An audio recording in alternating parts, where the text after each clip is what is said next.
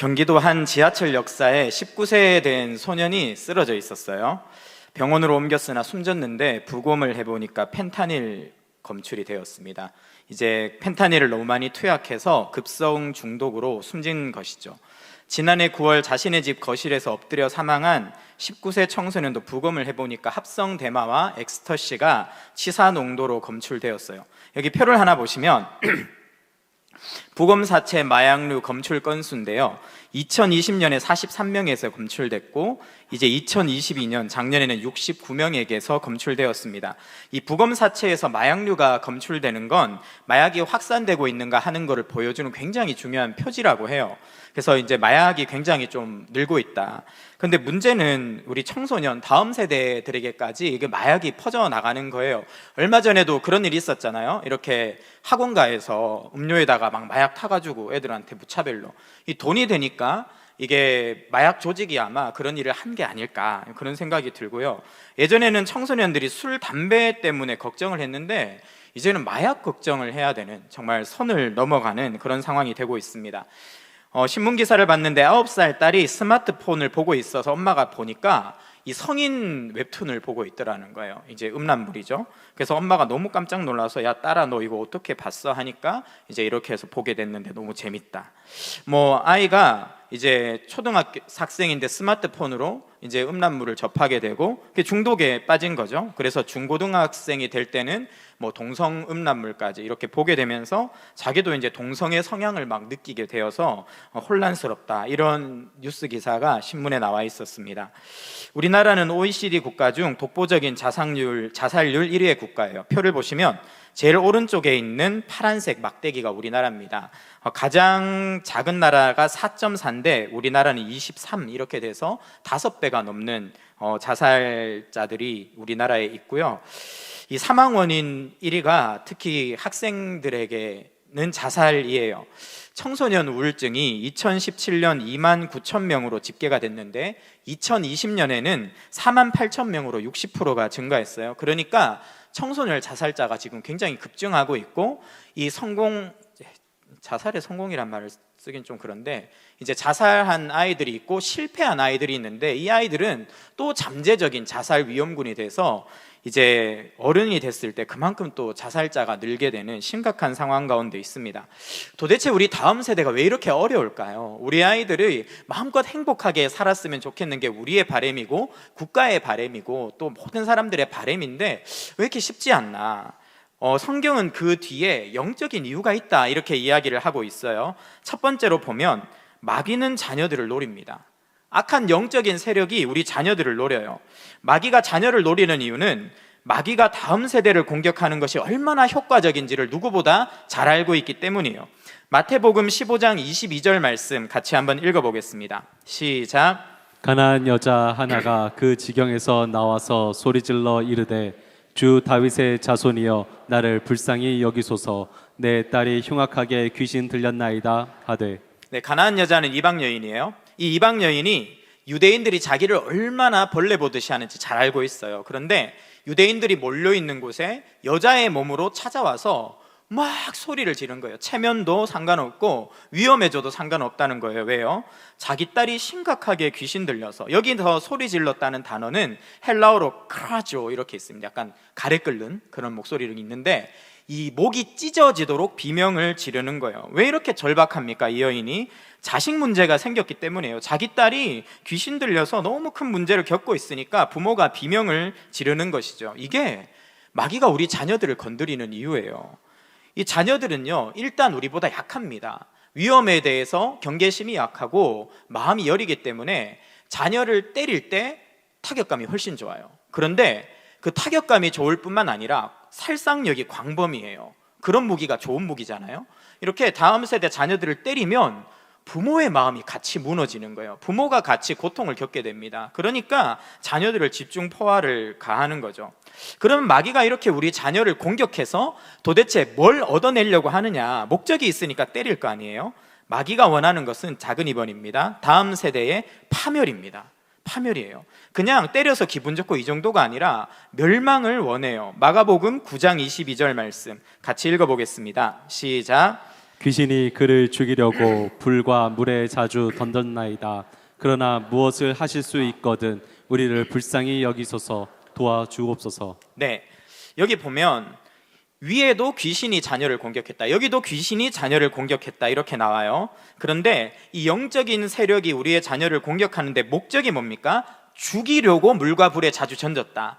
단순하게 괴롭히는 정도가 아니라, 힘들게 하는 정도가 아니라 죽이는 거예요. 멸망시키는 거예요. 마귀가 우리 자녀들을 유혹하고 넘어뜨리는 목적이 뭐냐 하면요, 우리 자녀가 결국은 예수님을 모르고 살다가 죽어서 영원히 멸망당하는 거, 그래서 기독교 신앙을 멸절시키는 거, 이거는요 마귀의 변함없는 목적입니다. 마귀는요 끝까지 이걸 포기하지 않을 거예요. 오늘 세 번째 작은 이제 대지가 그거예요. 마귀는 다음 세대를 절대 포기하지 않습니다. 마가복음 9장 25, 26절 같이 읽어보겠습니다. 시작. 예수께서 무리가 달려와 모이는 것을 보시고 그 더러운 귀신을 꾸짖어 이르시되 말 못하고 못 듣는 귀신아, 내가 내게 명하노니 그 아이에게서 나오고 다시 들어가지 말라 하시매, 귀신이 소리 지르며 아이로 심히 경련을 일으키게 하고 나가니 그 아이가 죽은 것 같이 되어 많은 사람이 말하기를 죽었다 하나. 마귀는 자녀들을 때려요. 그런데 우리는 자녀들을 보호합니다. 내 자녀가 맞는데 가만히 있을 부모는 없어요. 그런데 이 자녀가 부모의 기도로 보호를 받고 또 예수님이 우리 자녀를 사랑하시기 때문에 도와주셔서 문제가 해결이 돼요. 여기도 그랬어요. 실제로 예수님이 역사하시니까 귀신이 도망갔는데 절대 얌전하게 도망가지 않아요. 여기에 보면 심히 경련을 일으키게 하고 이렇게 나와 있어요. 이 심히 경련을 일으키게 했다라는 말은 신스파라소라는 헬라어인데 갈갈이 찢어 놓다라는 뜻입니다. 잘 보세요, 상황을. 하나님이신 예수님이, 절대자이신 그분이 귀신을 쫓아냈는데 잠자코 나가지 않고 끝까지 자녀를 물어 뜯으면서 나갔다는 거예요. 내가 지금은 힘이 없어서 쫓겨나지만 내가 반드시 복수한다, 내가 절대로 이대로 안 물러난다, 이런 거죠. 이 마동석 씨가 나오는 영화, 요새 또 그 범죄도시 또 많은 분들이 보고 계신데, 범죄도시 2탄에 보면, 아직 3탄은 못 봤습니다. 어떤 장면이 나오냐면 마동석 씨가 이제 그 마지막 잔인무도한 범죄자를 때려주죠. 우리가 마동석 씨 영화 보는 이유가 뭐냐면 잘 때려주죠. 빡 때려주니까 이제 스트레스가 해소가 되니까 보러 가는데, 이 마동석 씨가 막 이렇게 때려서 물리쳤어요. 그리고 범죄자가 이제 손 하나 까딱 못하고 이렇게 뻗어 있는데 범죄자가 뭐라 그래요? 그만 때리세요, 이제 안 그럴게요. 절대 안 그래요. 뭐라 그랬어요? 기억나십니까? 내가 너는 반드시 죽인다, 뭐 이런 느낌이었어요. 제 연기가 좀 됩니까? 근데 그게 끝이 아니고 또 이렇게 말하는 거예요. 네 가족도 다 죽인다, 이랬어요. 그러니까 마동석이 다시 한번 꽝 때리니까 기절했어요. 이게 악의 특징이에요. 악은요 포기할 줄 몰라요. 우리 자녀들 끝까지 포기 안 합니다. 끝까지 공격하고 물어뜯고 넘어뜨릴 거예요. 그러면 왜 이렇게 마귀가 집요하게 우리 자녀들을 물고 늘어지나, 다음 세대를 힘들게 하나? 우리 다음 세대가 미래라서 그래요. 우리 다음 세대가 미래입니다. 우리 다음 세대가 교회에서 사라지면 교회는 문을 닫는 것이고, 다음 세대가 이 나라에서 사라지면 대한민국은 사라지는 거예요. 그래서 저출산이 큰 문제잖아요. 여호수아 4장 20절에서 22절 말씀 같이 읽어보겠습니다. 시작. 여호수아가 요단에서 가져온 그 12돌을 길갈에 세우고 이스라엘 자손들에게 말하여 이르되, 후일에 너희의 자손들이 그들의 아버지에게 묻기를 이 돌들은 무슨 뜻이니까 하거늘 너희는 너희의 자손들에게 알게 하여 이르기를 이스라엘이 마른 땅을 밟고 이 요단을 건넜음이라. 네, 어떤 상황이에요? 이스라엘은 요단강을 건넜어요. 배수의 진입니다. 돌아갈 수가 없어요. 강이 넘치고 있어서.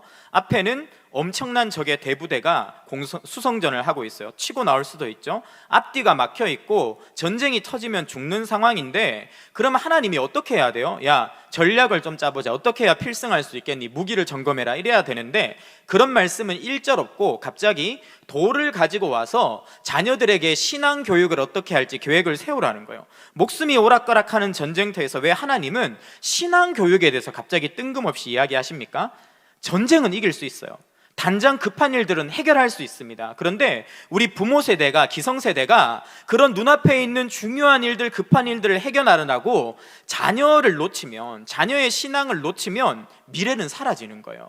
그러니까 이 목숨이 왔다 갔다 하는 순간에 이 모세가 다음 세대 신앙 교육을 신경 쓰면서 플랜을 짜는 것이죠.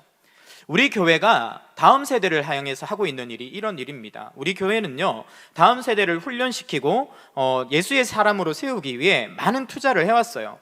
우리 더사랑의 교회가 여기에 오기 전에 수지에 있는 수지사랑의 교회였거든요. 그때 이제 이 광교 예배당 입당을 한 1년 정도 앞두고 있는데 그때 너무 막 성도들이 부흥하고 아이들이 늘어나니까 예배당이 좁았어요. 아이들 공간이 막 미어 터지는 거예요. 그럼 저 같으면요, 어차피 1년 후면 이렇게 좋은 데로 오니까 성도들한테 여러분 1년만 버팁시다, 아자아자 이렇게 할 것 같은데 이인호 목사님이 그렇게 안 하셨어요. 우리 당의 장로님들이 그렇게 안 하셨어요.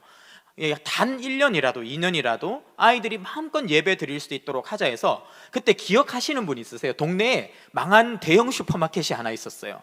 그거를 몇 억을 투자하셔가지고 예배 공간으로 바꾸셨어요. 그래서 제가 거기서 고등부 애들하고 신나게 예배 드리고 쾌적하게 예배 드렸던 기억이 납니다. 우리가 광교로 입당하고 나서도 빚이 많잖아요. 우리 교회가 힘들 거 다 아시죠? 그런데 그러면 인건비를 줄여야 돼요. 그게 당연한 거예요. 그런데 이인호 목사님과 우리 당의 장로님들이 오히려 다음 세대 담당 교역자들을 다 전임으로 세우셨어요. 저는요, 이것 때문에 우리 다음 세대 살았다 생각합니다. 코로나가 오고 아이들이 약 2년 동안 예배를 못 드렸을 때 만약에 파트 사역자들이었다면 주중에 아이들을 돌보지 못해요. 근데 다 전임 사역자로 서 있으니까 주중에 아이들을 신방하고 줌으로 찾아가고 그 영상물 막 만들었던 거 기억나시죠? 막 거의 막 눈물을 쏟으면서 그렇게 영상물을 만들어냈어요. 그러니까 우리 아이들이 코로나 기간을 잘 버텼죠. 이번에 이음센터도 온 교회 성도들이 다음 세대를 위한 마음으로 하나 되어서 인수했어요. 예전에 그랜드 프라자에서 제가 고등부 예배 인도했는데 눈치 많이 봤습니다. 왜냐하면 막 예배 좀 신나게 드리면 이 밑에 학원이 있는 거예요. 학원은 주일도 돌아가잖아요. 그 밑에 또 막 식당에 사람들 오잖아요. 시끄럽다고 항의할까봐 조금 우리 볼륨도 줄이고 조심하자 이렇게 하면서 예배를 드렸는데, 지금 이음센터에서 눈치 안 봅니다. 우리가 건물주잖아요. 마음껏 예배 드릴 수 있죠. 저는요, 이게 열매를 봤다고 생각해요. 통계 자료 한번 볼까요? 코로나 이전 대비 주일 현장 예배 참석률 추이입니다. 작년들은 약 85%가 현장으로 돌아왔고, 교회 학교는 2023년 1월 기준으로 했을 때 71.4%가 돌아왔는데, 우리 주일 학교 친구들은 몇 프로 돌아왔는 줄 아세요? 85% 돌아왔어요. 약 15% 많은 아이들이 지금 예배 현장으로 우리 교회는 나오고 있어요. 왜요? 여러분들이 투자했기 때문에, 다음 세대에게 최우선순위를 두고 힘들지만 헌신했기 때문에 압도적으로 많은 아이들이 오고 있는 거예요. 저는 너무 귀한 열매다. 우리 교회 또 장로님들 정말 감사드려야 된다, 이런 생각이 들고요. 그렇다면 우리가 다음 세대를 지키고 믿음의 사람으로 세우기 위해서 도대체 뭘 해야 되나? 이렇게 어려운 현실 속에서 우리가 뭘 해야 되나? 쉐마의 말씀이 우리에게 달려갈 길을 보여주고 있어요. 두 번째 큰 대지가 쉐마가 주는 교훈입니다. 첫 번째가 다음 세대에 미래가 달려있다. 쉐마는 이 부분으로 다시 시작해요. 신명기 6장 1절에서 2절 전반 말씀인데 제가 읽어드릴게요.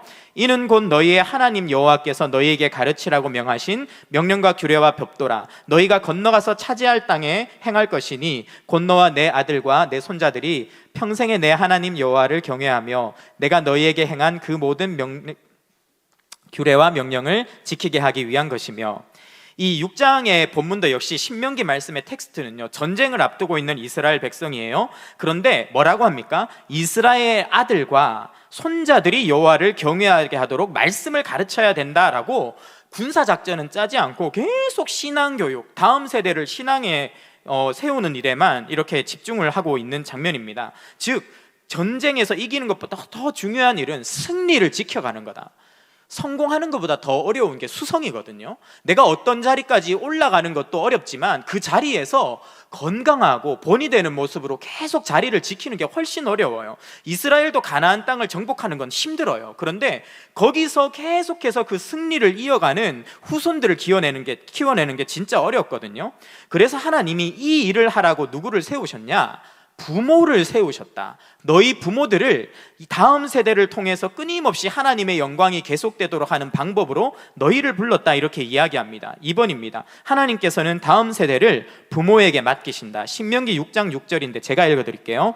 오늘 내가 내게 명하는 이 말씀을 너는 마음에 새기고 내 마음에 내 자녀에게 부지런히 가르치며. 이 말씀은 부모가 책임교사라는 말입니다. 부모가 책임교사다. 하나님께서 모세를 통해서 하시는 말씀이 무엇입니까? 부모에게 자녀를 가르치라는 거예요. 자녀의 신앙을 책임지는 자, 교사로 내가 너를 세웠으니 네 자녀의 영혼을 네가 책임져야 돼. 모세가 하는 게 아니야. 제사장 아론이 하는 게 아니야. 너희가 너희 자녀의 신앙을 책임져야 돼 라고 말하는 겁니다. 부모가 교사가 되고 가정이 학교가 되고 그 다음에 제자 훈련의 장소가 되는 것이 하나님의 뜻이죠. 도표 하나 보겠습니다. 이게 진짜인 게요, 우리 아이들이 누구의 영향을 가장 많이 받느냐라고 했을 때 여기 보면 학부모의 영향을 나는 가장 많이 받는다. 38.7%예요. 그리고 담임 목사님의 영향을 받는다. 14.8%. 담당 교역자의 영향을 받는다. 14.8%. 그 다음에 주일학교 선생님 영향을 받는다. 4.9%. 이런 식으로 해서 쭉쭉쭉 나와 있는데 이 모든 걸 다 합쳐도 32% 정도밖에 안 됩니다. 그러니까 우리 아이들이 신앙생활에 있어서 누구의 영향을 가장 많이 받냐면 바로 여러분인 거예요. 우리 부모님들이 내 자녀의 영혼에 가장 강력한 영향을 미치는 책임 교사라는 거예요. 그런데 문제가 어딨냐? 다음 도표 한번 볼까요? 가정 내에서 부모가 자녀에게 신앙적으로 쏟아붓는 겁니다. 일주일 동안 아무것도 하지 않았다. 60.8%. 부모가 가장 큰 영향을 미치는 존재인데 자녀의 신앙을 위해서 가정에서 아무것도 하지 않는 사람이 절반을 넘는 것이 한국교회의 현실입니다. 이것이 우리에게 굉장히 중요한 질문을 던져주고 있는 거죠. 그렇다면 어떻게 부모가 우리 자녀의 영혼을 책임지는 책임교사가 될 수 있을까요?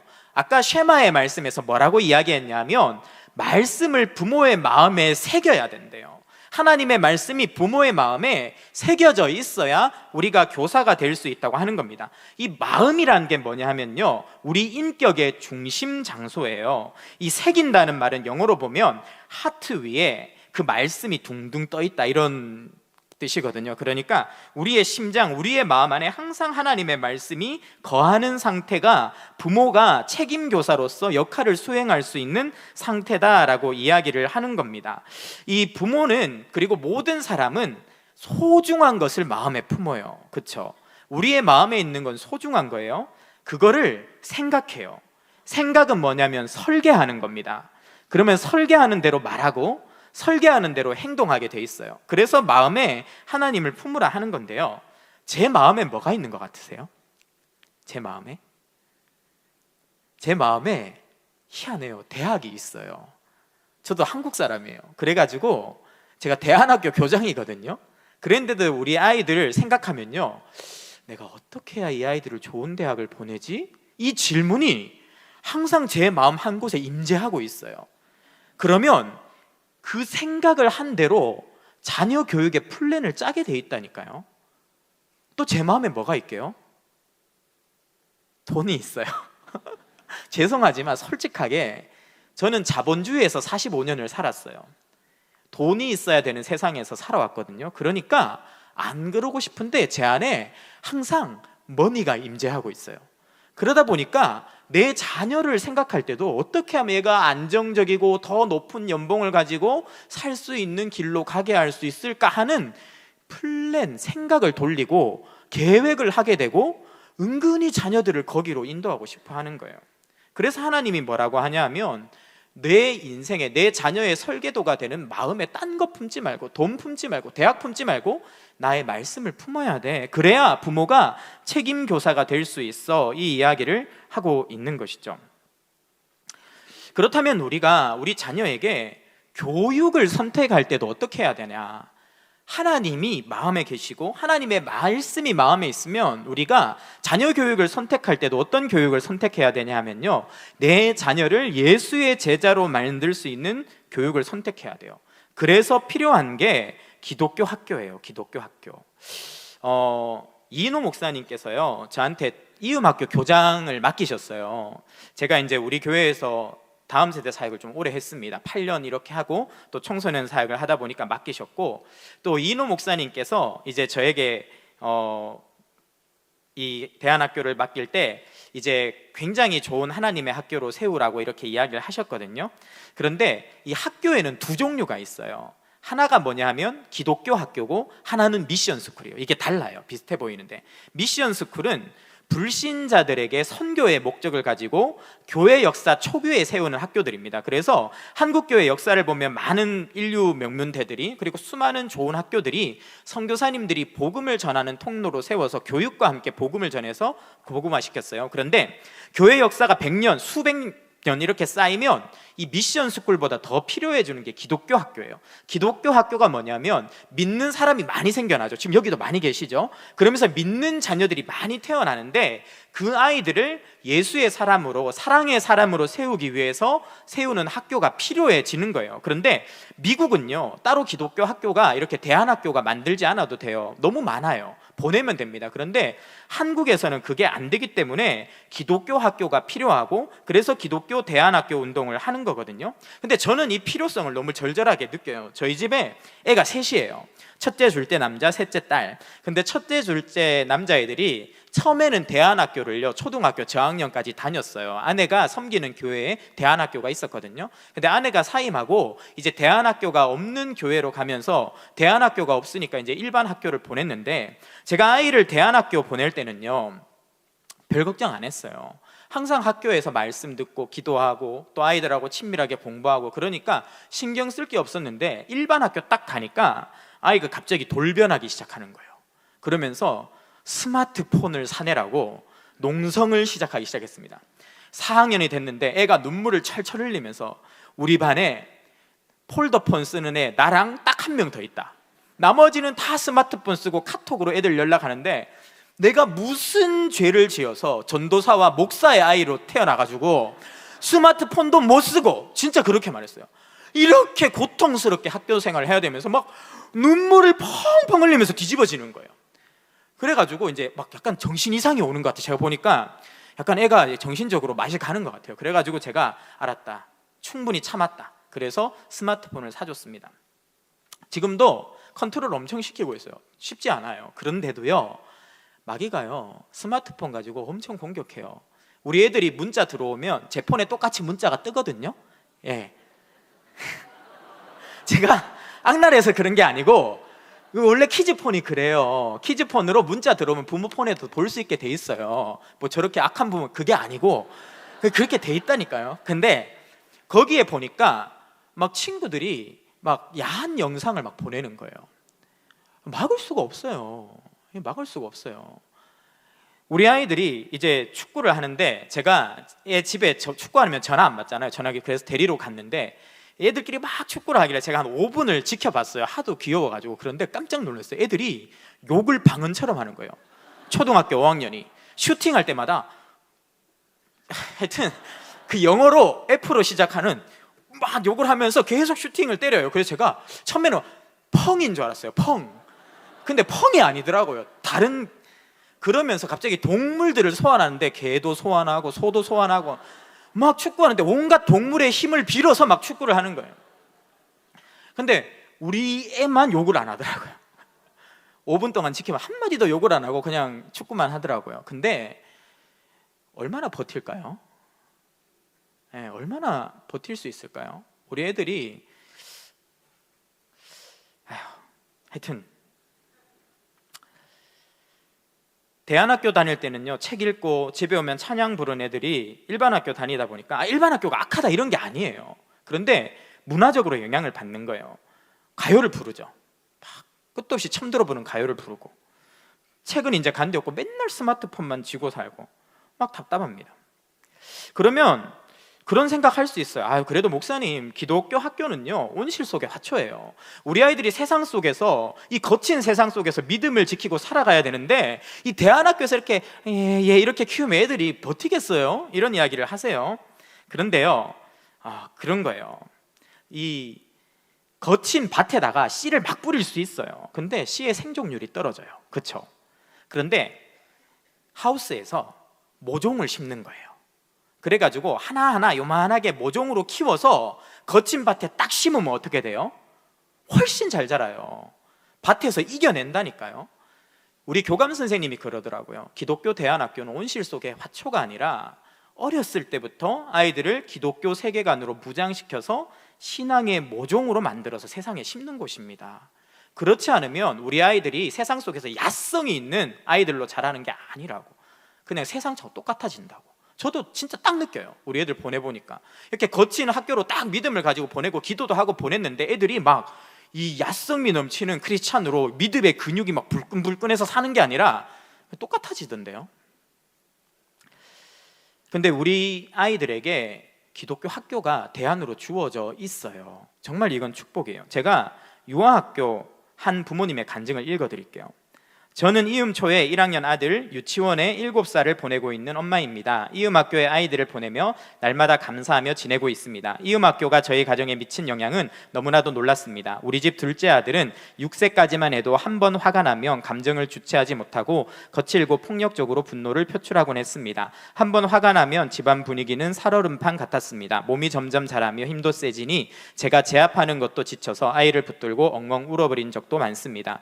일주일에 한 번꼴로 집안을 뒤집어 놓다 보니 심리 상담과 치료도 알아보고 있었습니다. 그러다 이음학교에 둘째와 셋째를 입학시켰습니다. 매일 예배로 하루를 시작하고 돌아가며 대표 기도를 하고 성경 말씀을 이해하기 쉽게 배우며 성품 훈련도 받습니다. 7세부터 어하나를 시작해서 매주 성경 말씀을 암송했습니다. 아이가 매일 암송할 수 있도록 식탁 뒤 벽에 보드를 마련해서 매주 암송할 말씀을 적어놓고 온 가족이 함께 암송합니다.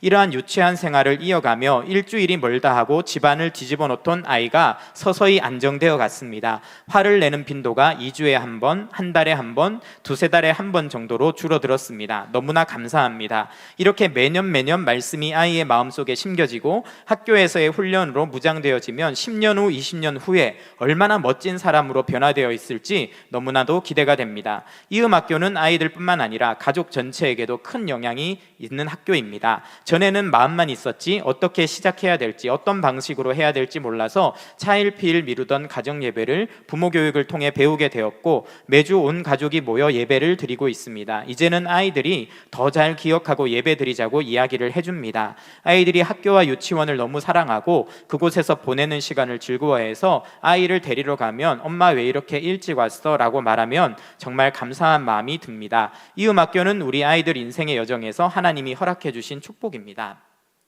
이래서 기독교 대안학교가 필요하다. 이 부분을 강력히 말씀드리고 싶고요.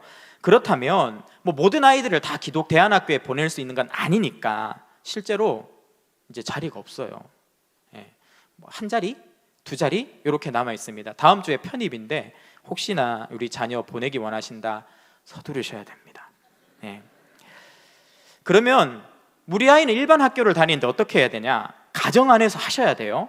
근데 핵심적으로 해야 될 가치들이 있다는 겁니다. 전해져야 될 첫 번째, 우리 자녀를 하나님을 기억하도록 해야 됩니다. 하나님을 기억하라. 하나님을 기억하는 아이들로 세워야 돼요. 신명기 6장 4절입니다. 같이 읽어보겠습니다. 시작. 이스라엘아 들으라. 우리 하나님 여호와는 오직 유일한 여호와이시니. 들으라는 게 무슨 말이에요? 중요한 내용이 나오니까 집중해라는 거죠. 까먹으면 안 되는 내용이 나온다는 거예요. 모세는 이스라엘 백성들에게 유일하신 하나님 여호와를 잊지 말라는 이야기를 절대로 잊지 마 하면서 들으라고 하면서 이야기를 하고 있는 겁니다. 광야 1세대, 2세대, 광야를 살았던 세대들은요 하나님을 잊을 수가 없어요. 왜냐하면 온몸으로 체험했기 때문에. 배고프면 하나님이 만나 내려주시죠. 배고프면 하나님이 메추라기 내려주시고 물 터뜨려 주시죠. 구름 기둥과 불 기둥으로 인도해 주시죠. 하나님을 계속 일상 속에서 체험하면서 하나님과의 스토리가 생기니까 하나님을 잊지 않아요. 근데 가나안 세대는 다른 거예요. 하나님을 직접 경험할 일이 점점 줄어들어요. 심으면 씨앗이 나가지고 벼가 열리고 밀이 열리고 물이 항상 흐르고 있고 이러니까 점점 하나님을 경험할 이야기가 줄어들고 신앙이 사라지게 된다는 것이죠. 그러면 여기서 핵심입니다. 우리 자녀를 하나님을 기억하는 사람으로 세우려면 뭘 해야 되냐? 하나님을 경험하게 만들어줘야 돼요. 나와 하나님 사이에 스토리가 있는 인생으로 세워져야 된다는 것입니다. 우리 아이들이 하나님을 알고 하나님을 경험한 스토리를 가지기 위해서 가장 중요한 게 뭐냐면 곧 다가오고 있습니다. 여름 수련회입니다. 그리고 성경학교입니다. 우리 미래준비팀 선생님들과 교역자들이 한 마음으로 성경학교와 수련회를 준비하고 있어요. 너무 중요해요. 왜냐하면 여기 계신 분들 제가 한번 손들어 보게 해보고 싶은 마음도 있는데요. 언제 예수님 처음 인격적으로 만나고 신앙 결단하셨어요? 수련회 아니에요? 대한민국 장년 성도들의 약 80%가 처음 내가 예수님을 인격적으로 만난 곳이 어디냐는 물음에 수련회라고 이야기를 합니다. 우리 아이들이 그 수련회에서요, 예수님을 인격적으로 만나야 돼요. 그분과 나만의 인생의 스토리가 생겨나야 됩니다. 그러면 그 아이들은 예수님을 믿고 평생 그분을 잊지 않고 그분을 따라 살아가는 아이들로 세워집니다. 근데 수련회에 안 가면요, 이런 일이 일어나지 않아요. 근데 우리 집에 지금 이게 문제가 생겼어요. 우리 집에 또 너무 구체적으로 밝히면 아이가 데모할 수 있어서 남자애 중에 한 명이 이번 수련회를 안 가겠다고 선언을 했습니다. 그래서 제가 이게 뭔 소리냐 했더니만 재미가 없다는 거예요. 재미가 없고 자기 친구들하고 차라리 놀러를 가지 내가 왜 수련회를 가냐, 목사 아들이. 그래가지고 제가 지금 심각한 고민을 아내와 하고 있습니다. 그래가지고 어떻게든 수련회는 보내셔야 돼요. 저희 부부가 뭘 하고 있냐면 우리 아이가 교회에서 친하게 지내게 되는 집사님한테 싹싹 빌고 있어요. 그 집 아이한테 이야기해서 우리 아이한테 수련회 좀 가게 해달라고 이야기해 주세요. 좀 목사로서 자존심이 상할 일이죠. 거기서 저한테 부탁을 해야 되는데 제가 반대로 부탁을 하고 있으니, 그리고 그 집 아들 손잡으면서 너밖에 희망이 없다, 우리 애를 꼭 수련회에 데려가. 근데 자존심 뭐가 중요해요? 내 애 살리는데. 그쵸? 꼭 보내셔야 돼요. 아이들은 온갖 합리적이고 절박한 이유를 대서 성경학교와 수련회에 안 가려고 할 거거든요. 수단과 방법을 가리지 말고 설득하셔서 보내셔야 돼요. 분명히 하나님께서 우리 아이들 만나주실 줄 믿습니다. 특별히 코로나 때 애들 갈급해 있어요. 이번 수련회 진짜 중요합니다. 우리 선생님들 힘내시고요. 그 다음에 두 번째로 가정에서 우리 자녀들에게 전해줘야 될 핵심 원리, 하나님을 사랑하라는 것입니다. 하나님을 사랑하라. 신명기 6장 5절입니다. 같이 읽어보겠습니다. 시작. 너는 마음을 다하고 뜻을 다하고 힘을 다하여 내 하나님 여호와를 사랑하라. 네, 여기에 보면 두 번째로 자녀들에게 전해야 될 핵심 포인트가 하나님 사랑하는 거다, 이겁니다. 사랑은 마음을 주는 거죠. 하나님께 헌금을 드리는 게 아니라 어떤 엄청나게 많은 양의 제물과 제사를 드리는 게 아니라 수많은 선행을 올려드리는 게 아니라, 물론 중요하죠. 그런데 그것보다 더 중요한 거, 하나님이 원하시는 건 우리의 마음이라는 겁니다. 우리의 따뜻한 마음, 주님을 향한 뜨거운 마음을 주님은 원하신다. 하나님이 원하시는 것은 종교나 행위나 율법이 아니라 우리의 사랑이다, 이 이야기를 하고 있는 거예요. 사랑은 마음에 달려있는 문제인 것입니다. 그런데 우리 자녀의 마음속에 하나님이 들어가요, 안 들어가요? 안 들어가요. 이게 쉬운 게 아니에요. 로마서 1장 28절 제가 읽을게요. 또한 그들이 마음에 하나님 두기를 싫어하며. 모든 사람의 마음속에서 공통적으로 일어나는 일이 뭐냐면 하나님을 두기 싫어해요. 하나님이 내 마음속에 들어오면 내 인생이 피곤해지는 거예요. 하나님이 하지 말라는 게 많고 하라는 건 많으니까 막 너무너무 힘들어요. 그래서 사람들은 다 마음에 하나님 두기를 싫어해요. 내가 내 인생의 하나님이 되고 주인이 되어서 내가 내 마음대로 살고 싶어 하는 게 모든 사람들의 공통적인 상태입니다. 그러면 그 마음에 도대체 어떻게 하나님을 심을 수 있느냐? 얼마 전에 이상한 변호사 우영우라는 이제 드라마를 했어요. 저도 굉장히 감명 깊게 봤습니다. 그런데 그 중에 한 스토리가 뭐냐 하면 이 딘티와라는 이주 여성에 대한 이야기예요. 동남아 여인인데 남편과 결혼을 했다가 이제 남편을 상습 폭행으로 고발하고 이제 이혼 소송을 제기했습니다. 그래서 보니까 남편이 상습적으로 폭행했고 이번에 때려서 팔이 부러졌다, 이렇게 말했죠. 그래가지고 이제 그 뉴스에도 막 나온 거예요. 한국인 남성이 동남아 여성을 결혼한다고 데리고 와가지고 이렇게 때리고 괴롭혔다. 그래서 댓글에서 막 죽이니 살리니 난리가 났어요. 거의 사회적으로 매장을 당했어요. 근데 변호사들이 조사를 해보니까 이게 거짓말인 거예요. 이 여자가 거짓말을 한 거예요. 이 여자의 팔을 누가 부러뜨렸어요? 우리가 설교를 까먹는 게 당연해요. 드라마도 기억이 안 나요. 누가 때렸냐 하면 내연남이 있었어요. 같은 고향 사람이, 내연남이 이렇게 딱 때려가지고 팔을 부러뜨리고, 그리고 계속 그 남자와 외도를 했던 거죠. 그리고 심지어 심각한 거 뭐 있었어요? 둘 사이에 자식이 있었는데 이 남편 애가 아니라 누구 애였어요? 이 내연남의 아이였어요. 근데 이 모든 게 법정에서 따당하고 밝혀진 거예요. 근데 이때 남편이 그러면 어떻게 해야 돼? 법정에서 막 이제 막 멱살을 잡고 흔들어야 되는데 남편이 가만히 있는 거예요. 왜요? 다 알고 있었던 거예요, 남편은. 그런데 그 아내를요 끝까지 덮어주고 법정에서까지 사랑했던 거예요, 남편이. 그렇게 해서 이제 재판이 끝나요. 그리고 마지막 장면 기억나십니까? 홀어머니를 모시고 사는 이 시골의 남편이 힘이 다 빠져가지고 터덜터덜 마당에서 이렇게 이렇게 막 정리하고 있는데 앞에 택시가 한 대 딱 서면서 누가 내려요? 그 남편을 모함하고 외도를 했던 아내가 차에서 내려요. 그리고 그 남편에게 이렇게 고개를 푹 숙이고 다시 다가옵니다. 그러면서 가정이 회복되죠. 호세아의 이야기가 바로 이거예요. 호세아가 뭐라고 기록합니까? 우리가 바로 그 딘티와 같은 아내라는 거예요. 하나님은 한 번도 우리를 배신하지 않고 영원전부터 지금까지 우리가 잘하나 못하나 죄를 지으나 넘어지나 낙심하나 상관하지 않고 하나님은 우리를 끝까지 사랑했어요. 그런데 우리는요 한 번도 하나님을 사랑한 적이 없어요. 우상을 사랑하고 다른 것들의 마음을 내어주고 다른 것들을 위해서 살아가면서 늘 하나님의 마음을 아프게 했던 외도녀가 우리예요. 그런데 뭐라고 합니까? 그래도 하나님이 너희를 사랑한다고. 언제 우리의 마음이 열렸어요? 종교로 됐습니까? 행위로 됐습니까? 노력으로 됐습니까? 교육으로 됐습니까? 그게 아니에요. 알고 보니까 하나님이 나를 지금까지 끝도 없는 자비와 인내와 사랑으로 사랑하셨던 거예요. 그거에 우리 마음 열렸잖아요. 그것 때문에 우리가 주를 위해서 지금 우리의 모든 것을 드리고 있는 것이잖아요. 우리 자녀도 이 경험을 해야 됩니다. 하나님이 내가 부족하고 공부도 좀 못하고 건강하지 못하고 때로는 엄마 말도 안 듣고 싸우지만 하나님이 날 사랑하신다, 이거를 알아야 되고, 그걸 누구를 통해서 아냐면 부모를 통해서 알아야 돼요. 내가 잘못했을 때 다다다다다가 아니라 예수님처럼 다시 용납하고 다시 용납하는 그 부모의 얼굴 속에서 예수의 얼굴을 보는 것입니다.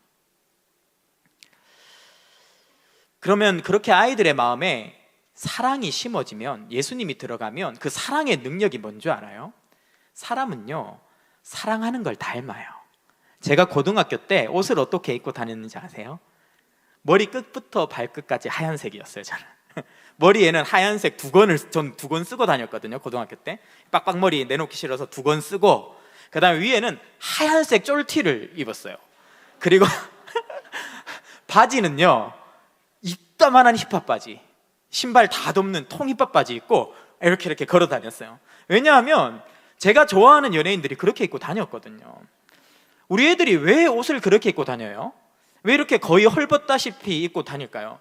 자기들이 좋아하는 연예인들이 다 막 약간 헐벗고 나오니까 자기도 막 헐벗게 입는 거죠. 이게 뭡니까? 좋아하는 걸 닮아요. 우리 아이들의 마음에 예수가 들어가면, 하나님의 사랑이 들어가면, 하나님의 말씀이 들어가서 아이들이 그것을 사랑하게 되면요 끝난 거예요. 우리 아이들이 그때부터는요 가장 고상하고 가장 아름답고 가장 사랑이 넘치고 가장 위대하신 분을 닮아가는 거예요. 여기에 성공이 달려 있습니다. 세 번째 원리입니다. 하나님과 동행하라입니다. 하나님과 동행하라. 신명기 6장 8절에서 9절 말씀 같이 읽어보겠습니다. 시작. 너는 또 그것을 내 손목에 메어 기호를 삼으며 내 미간에 붙여 표로 삼고 또 내 집 문설주와 바깥문에 기록할지니라. 무슨 말씀입니까? 하나님의 말씀을 손목에 매래요. 이 손에 매라는 건 무슨 말이냐 하면요, 가장 잘 보이는 곳이 손이기 때문이에요. 저도 여기 보면, 여기 제가 팔찌를 하나 하고 있는데 이게 이제 우리 셋째 딸하고 우리는 영원히 가족이야, 이거를 약속하면서 이렇게 맨 팔찌거든요. 그럼 왜 딸이랑 가족이랑 약속? 제가 셋째 입양했잖아요. 그래가지고 이제 그 사실 알리면서 우리는 누구도 끊을 수 없는 가족이야 하면서 지금 계속 차고 다니는 건데, 그거예요. 항상 기억하라는 거예요. 이마에 붙이는 건요 뭐예요? 이마에 붙이는 거? 남들한테 제일 자주 보이는 게 내 이마죠. 그러니까 너 스스로도 예수의 사람으로 살고 남들이 봐도 예수의 사람으로 살아야 돼, 이 뜻이에요. 그리고 문설주와 바깥문에 기록하라는 거예요. 문설주는 집의 대문이에요. 바깥문은 성문이에요. 너는 집 안에서도 예수쟁이, 집 밖을 나가서도 예수의 사람으로 살아야 된다는 뜻이에요. 즉 너희 부모가 할 일이 무엇이냐? 항상 언제 어디서든지 예수의 사람으로 살도록 네 자신을 훈련하고 너희의 자녀들을 훈련해야 된다는 것입니다. 가나안 땅에 하나님께서 이스라엘 백성들을 심으신 이유, 부르신 이유가 뭐냐면 이거라는 거예요. 그 가나안 땅에서 너희가 나와 항상 동행하는 자로 세우기 위해서 내가 너를 불렀다. 제가 학교장을 맡고 있고 이음 카페를 맡고 있어요. 근데 제가 둘 다 사실 잘할 만한 능력이 없어요. 제가 학교도 사실은 좀 문외한이고, 그 다음에 카페는요 제가 진짜 문외한이에요. 제가 확신해요. 교역자 중에 커피 안 마시는 랭킹 1위 저예요. 아마 성도님 중에 저 커피 사주시려고 하다가 제가 안 마신다 그래서 뭐 저런 게 다 있나 싶은 분이 많이 계실 텐데, 제가 진짜 커피를 먹으면요 몸이 못 버텨요. 막 심장이 막 꽝 뛰고요. 화장실 계속 갔다가 또 밤에 못 자요. 그래서 제가 여러분이 사주시는 커피를 먹으면 저는 여러분을 진짜 사랑하는 거예요. 그 정도거든요. 그래서 제가 이음 카페에 제일 안 가는 교역자 1위도 저예요. 그런데 이런 제가 할 수 없는 사역을 딱 맡은 거예요. 그러면 하나님이 왜 저한테 이걸 맡기셨을까요? 이은호 목사님이 저한테 왜 이걸 맡기셨을까요? 못하니까 뭐 하는 거예요? 기도하는 거예요. 계속 와서 기도하는 거예요. 하나님 살려주세요. 뭐 위대한 기도도 안 해요. 하나님 학교 어떡하죠 기도하고, 하나님 카페 도와주세요 살려주세요, 이 기도만 계속해요. 그런데 그러면서 하나님과 동행하고 제 믿음이 자라고 하나님의 일이 일어나는 거죠. 대안학교가 지금 그래도 아름답게 세워져 가는 거, 저는 한 게 아무것도 없어요. 근데 하나님께서 하시는 걸 제가 기도하면서 보면서 행복해하고 있는 것이죠. 똑같습니다. 우리가 가정에서요, 내 자녀가 감당이 안 되세요, 혹은 직장에서 도저히 내 힘으로 해결할 수 없는 문제가 일어나고 내 건강에 문제가 일어납니까? 왜 하나님이 나를 이런 곳으로 부르셨나? 이유는 딱 하나입니다. 하나님과 동행하라고, 기도하라고, 그러면서 하나님과 함께하면서 우리가 자라나라고, 하나님의 살아계심을 보라고 하나님이 이 일을 행하시는 겁니다. 그러면 우리가 이렇게 열심히 하나님과 동행하고 힘을 써서 아이들을 가르치고 하는데도 왜 점점 신앙교육은 힘들고 우리 아이들은 말을 안 들을까요? 그리고 믿음을 잃어버려 갈까요? 문제의 핵심은요, 일관성의 부재예요. 어떤 것이든지 성공적인 결과를 내려면 일관성이 있어야 돼요. 왔다 갔다 하면 아무것도 될 수가 없어요. 여기 보면요, 신명기 6장 7절 말씀 나와 있는데 같이 읽어보겠습니다. 시작. 내 자녀에게 부지런히 가르치며 집에 앉았을 때든지 길을 갈 때든지 누워 있을 때든지 일어날 때든지 이 말씀을 강론할 것이며. 네, 뭐라고 합니까? 첫 번째, 언제 어디서든 말씀을 강론해라. 집에 있든지 앉았을 때든지 누웠을 때든지 일어날 때든지 길을 갈 때든지 항상 하나님을 가르쳐라. 즉 부모가 교사로서 교사답게 자녀를 믿음으로 양육하려면 항상 일관성이 있어야 된다. 그래야만 이 기독교 신앙 교육이 성공할 수 있다고 합니다. 그런데 문제가 뭐냐면요, 지금까지 한국 교회에서 이게 안 됐어요. 교회 따로, 학교 따로, 가정 따로 하고 있는 거예요. 예를 들어서 우리 아이들을 교회에서 하나님이 천지를 창조하셨다, 하나님이 모든 것의 주인이시다고 가르쳐 놨어요. 집에서도 엄마한테 그것을 들었어요. 그런데 아이가 학교 가면 뭘 배웁니까? 진화론을 배우는 거예요. 우리는 이제 처음부터 이렇게 완성된 아름다운 하나님의 형상으로 창조된 게 아니라 원래는 우리는 아메바였다는 거예요. 원시스프 상태의 바닷속에서 막 이러고 있었는데 이제 열심히 움직이다 보니까 이제 어느 순간 약간 벌레로 이렇게 팔다리도 나오고, 그래서 막 다니다가 또 시간이 많이 지났는데 갑자기 꼬리가 나왔어. 내가 보니까 물고기가 됐네. 그래서 막 물고기로 다니다가 이렇게 점프도 하고 한 번씩 육지로 올라오다 보니까 갑자기 다리가 4개가 났네. 그래가지고 양서류잖아요. 그래서 양서류에 수륙 양용으로 막 다니다가 이제 물로 다이빙 하다 보니까 어느 날 겨드랑이가 가려워요. 그래서 봤더니만 뭐가 났어요? 깃털이 났어요. 아, 나는 새였구나 이러면서 이제 그 다음부터 날았다는, 이게 진화론이거든요. 이제 근데 그거를 어디서 가르쳐요? 교과서에서 가르치고, 그거를 맞다고 체크해가 내가 대학을 가니까 이제 일관성이 없는 교육을 양쪽에서 받으니까 애들이 어떻게 돼요? 혼돈이 일어나는 거죠. 혼란이 일어나는 거죠. 그런데 양적으로 어디가 압도적으로 많아요? 진화론 교육이 양쪽으로 압도적으로 많은 거예요. 그러니까 믿음 잃어버리는 거예요. 표 한번 볼까요? 주일학교 중고등학생 감소추이 2010년에 18만 8,304명이 있었던 이제 주일학교 중고등학생 아이들이 2019년 10년 만에 11만 5,025명으로 줄어들었습니다. 물론 아이들 자체가 준 것도 있지만 그것보다 훨씬 빠른 속도로 줄고 있어요. 그런데 이건 2019년 코로나 이전 자료예요. 아까 코로나 때 우리가 표 보셨던 거 기억나죠? 30%가 떨어져 나갔어요, 우리 아이들이. 그러면 이 11만 5천에서 30을 깎으면요 거의 한 7만 8만 선입니다. 그러면 18만에서 반토막 이하로 10년 만에 우리가 우리의 다음 세대들을 잃어버렸다는 거예요. 일관적이지 못한 게 이렇게 치명적인 거예요. 그러면 코로나가 우리에게 준 선물이 있어요. 다 나빴던 게 아니에요. 어떤 선물이 있었냐? 바로 일관성의 회복이라는 겁니다. 우리가 교회에 못 모이게 된 거예요. 우리가 국가에 협조해야 되고 방역당국에 협조하는 게 당연한 시민사회의 일원으로서 의무죠. 그러다 보니까 우리가 안 모였어요. 그러니까 갑자기 처음 경험해보는 상황이 오는 거예요. 목사님 다 예배당에 계신데 집에서 예배를 드려야 되고 부모가 자녀의 주일학교 선생님이 직접 돼서 챙겨야 되는 상황들이 생겼어요. 근데 그게 선물이었어요. 원래는 우리 부모가 주체였어요. 그것을 회복하고 부모가 주도적으로 자녀들을 돌볼 수 있는 길이 그때 열린 겁니다. 그런데 그걸로 충분하지 않아요. 아이들이 공교육 속에서 살아가고 있는데 가정과 학교와 교회 세 곳이 일치된 가치관으로 우리 아이들을 가르쳐야 되는 거예요. 그래야지 우리 아이들이 정말 견고한 신앙인으로 자랄 수 있어요. 그런데 지금 공교육에서 이게 안 돼요. 제가 초등학교 6학년 때만 해도 안 이랬어요. 저희 선생님이요, 크리스찬이셨는데 아직도 기억나요. 매일 아침에 예배가 아니고 수업 시작할 때 기도로 시작하시고 종례는 항상 기도로 마쳤어요. 그리고 점심시간에도 식사 기도 해주시고 항상 이렇게 해주시고 복음도 전해주시고 그 다음에 교회 안 다니는 친구들 꼭 교회 다녀야 된다고 아이들 손잡으시면서 이야기하시고, 그래서 제가 초등학교 6학년 때 교회 전도잔치 때마다 달란트를 싹쓸이 했어요. 왜냐하면 선생님이 힘을 실어주니까 애들이 교회 가야 돼, 이게 약간 세뇌가 됐어요. 그래가지고 제가 애들한테 교회 가자 그러니까 10몇 명씩 데리고 갔어요. 그래가지고 한 2시간 전에 집 나서가지고 싹 쓸어가지고 줄 쫙 세워서 교회 갔던 기억이 나요. 근데 요즘 그렇게 하면 어떻게 돼요? 전교 편향 교사. 아마 교직 지키기 힘들걸요. 아이들도 똑같아요. 식사 기도라도 마음대로 할 수 있는지 아십니까? 애들이 식사 기도하면 핍박받습니다. 애들이 핀잔 주고 쫑크 주고, 실제로 손해도 봐요. 식사 기도하고 눈 뜨면 돈가스가 없어져 있어요.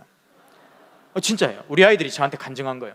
식사 기도하고 눈 뜨면 소세지가 있어요. 김치만 막 남아있고. 그러니까 애들은 이게 막 생명을 위협하는 일인 거예요. 그래서 우리 애들이 왜 눈 뜨고 식사 기도를 하는지 아세요? 살려고. 이렇게 첩자하게 그런 상황이에요. 그러니까 거기서 믿음 지키기가 너무 어려운 것이죠. 우리 아이들이 학교에서도 기독교적인 가치관으로 교육을 받을 수 있도록 도와주는 것, 이것이 우리 부모가 우리 자녀를 힘있게 돕는 중요한 방법이고, 여기 계신 조부모님들이 우리 손자 손녀를 향해서 줄 수 있는 최고의 선물은 기독교 학교예요. 기독교 학교. 현재 이음학교는 우리 아이들에게 이 일을 해나가고 있습니다. 성경적인 가치관으로 모든 수업들을 다시 리모델링해서 가르칩니다. 국가교육과정도 그렇게 가르치고 있어요. 학교 와보면 그래서 분위기가 달라요. 얼마 전에 교육청에서 우리 학교에 왔습니다. 이 대안학교 등록 때문에. 그런데 막 지적사항이 엄청 많았어요. 저에 대한 지적이 엄청 많았어요. 너는 왜 교장이냐? 교장이다. 근데 왜 월급을 딴 데서 받고 이 학교에서 안 받냐? 그래도 나는 교장이다. 아니다, 우리가 볼 때 너는 이상하다. 막 이러면서 지적사항이 엄청 나왔어요. 그래가지고 이제 오셨던 분들 분위기가 안 좋았어요. 그래가지고 이제 이 학교는 안 될 것 같다, 구조가 이상해, 이러면서 이제 학교 투어를 도는데 그 교육청에서 나온 6분이 교실에 딱 가서 갑자기 바뀌었어요. 아이들이 너무 행복하게 수업을 시키지 않았습니다. 막 교육청에서 오늘 오니까 수업 시간에 웃어야 돼? 한마디도 안 했어요. 그냥 데려갔어요. 그럴 여유조차 없었어요. 갑자기 오셔가지고. 그래가지고 딱 갔는데 애들 수업하는 걸 보시더니만 이분들이 마음이 확 풀리신 거예요. 그러다 애들이 외부인이 와서 이렇게 밖에서 보니까 너무 반가워하면서 수업하는데 들어오세요 막 이랬어요.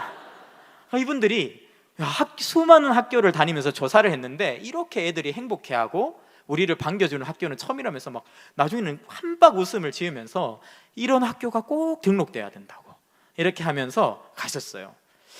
정말 행복한 학교입니다. 제가 간증 하나 좀 읽어드릴게요. 대안학교에 2 자녀를 보내며 재정적으로 견디기 힘든 것은 사실입니다. 그러나 아이들이 잠자리에서 예수님, 하나님, 성령님 이야기를 합니다. 둘째가 유아학교에서 배운 대로 하나님은 영이시지? 하고 물어보면 첫째가 초등학교 어하나 시간에 외운 말씀을 암송합니다. 하나님은 영이시니 어쩌고 저쩌고. 초등과 유아의 어하나의 말씀을 같이 외우며 부부가 말씀의 큰 은혜를 함께 받습니다. 그러며 저희들도 아이들과 함께 자라납니다. 교장 선생님의 부모 교육을 받고 부모님들과 함께 마음을 나누면서 우리가 걷는 이 길이 바른 길임을 확인하고 살아갈 힘을 얻는 것 같습니다. 또 다른 가정입니다. 4학년 첫째, 1학년의 둘째를 보내고 있습니다. 계속 공립초에 다니던 첫째가 올 4월부터 편입을 했는데 공립초에 다니는 내내 주일 저녁만 되면 학교가 무너지기를 기도할 거야. 학교 가기가 너무 싫어라는 말을 달고 살았습니다. 애가 학교 폭력을 당하나 싶어 알아보니 아니었고 학교에서는 잘 지내는데도 학교라는 곳 자체가 아이에게 압박이 되었던 것 같습니다. 아이가 덜 긴장하고 즐겁게 학교를 다녔으면 좋겠다 싶어서 우여곡절 끝에 겨우 설득해서 4월부터 이음학교에 등록을 했습니다. 일주일쯤 지났을 때 근데 여기는 신기한 게 가기 싫은 마음이 안 드네 라고 이야기를 하더군요. 주일 저녁에 한숨을 쉬며 가기 싫다 하던 모습이 사라졌습니다. 2달 정도 다녔을 때 이런 친구들과 함께 할 수 있다는 게 행복하다는 생각이 들어 학교 다니면서 이런 생각이 드는 건 처음이라는 고백을 했습니다. 평안과 기쁨 가운데 학교를 다니는 아이를 보며 저의 마음도 기쁨이 가득합니다. 또 한 가지는 아이가 스스로 공부를 합니다. 영어에 관심이 하나도 없던 아이가 흥미를 붙여서 영어를 잘해보고 싶다며 집에 있는 원서들을 스스로 꺼내서 들여다봅니다. 학교에서 배우는 두꺼운 세계 역사책을 집으로 가져와서 자신이 너무 몰라서 공부를 좀 더 해야겠다고 책을 보기 시작합니다. 정말 놀라운 변화입니다. 여러분 착각하시면 안 되는 거예요. 우리 이음학교가 공부 진짜 빡세게 시켜요. 근데도 애들이 행복해요. 진짜 신기해요. 하나님의 진리와 함께 배우니까 애들이 수업 좋아해요. 진짜 애들이 학교를 좋아합니다. 집에 가는 걸 싫어해요, 오히려. 그래서 그게 고민이에요. 안 갈라 해서. 말씀을 마치겠습니다. 우리 다음 세대를 위해서 많이 기도해 주시고 헌신해 주십시오. 미래준비팀과 이음학교를 위해서 헌신해 주십시오. 가정과 교회, 학교가 하나 되어서 다음 세대를 키우면 우리 아이들은 역사의 물줄기를 바꿔놓을 거예요. 이 나라 민족의 역사를 바꾸는데 많은 사람이 필요하지 않습니다. 진짜로 진리로 무장한 한 사람, 하나님을 향한 사랑으로 가슴이 가득한 그 한 사람을 길러낼 수 있으면 대한민국의 역사를 바꿀 수 있고 이 민족을 살릴 수 있습니다. 우리가 기독교 학교에 헌신하는 것은 우리만 살려고 하는 길이 아니에요. 나라와 민족을 살리는 길이고 이웃을 살리는 길이고 이 민족의 역사에 기여하는 길입니다. 이음학교를 위해서 후원하는 후원 부스가 1층에 마련되어 있고 입학 상담도 하고 있습니다. 오늘 놓치지 마시고 많이 방문해 주시고요. 주보에 나와 있는 것처럼 일정액 이상 후원하시는 기업들에게는 이런 후원 인증 현판을 이번에 만들었습니다. 그래서 제가 꼭 시간을 내서 방문해서 앞에다가 이거 이음학교 후원 기업 부착 꼭 해드릴 수 있도록 하겠습니다. 그리고 조금이라도 이렇게 함께 매달 헌신해 주신 우리 부모님들과 가정을 위해서는 요거보다 조금 작게 한 요 정도 되는 사이즈로 해가지고 또 가정에 예쁘게 붙일 수 있는 후원 인증판을 만들려고 합니다. 그래서 교패 밑에다가 나란히 붙이시면 좋을 것 같습니다. 우리 함께 우리 아이들을 살리는 일에 헌신하시는 우리 모든 성도님들 되시기를 축원합니다. 이 시간 같이 한번 찬양하겠습니다. 오늘 우리 눈물로 하늘의 씨앗을 심는다.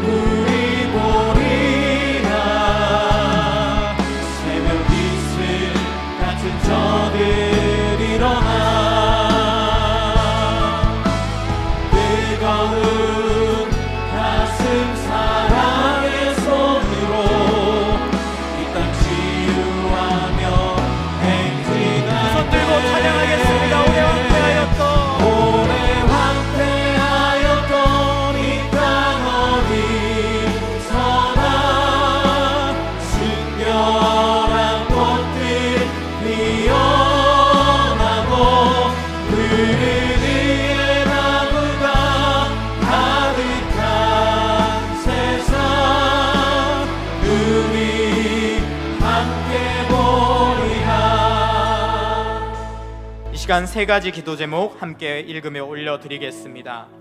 다음 세대를 공격하는 사단의 모든 공격이 무너지게 하시고 미래준비팀의 여름 사역에 큰 부흥이 있게 하소서.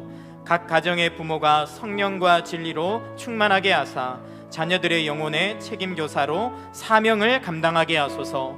이음학교가 하나님께서 기뻐하시는 기독대안학교로 서게 하시고 더 풍성한 후원으로 학교의 필요가 채워지게 하소서. 이 시간 한 목소리로 기도하겠습니다.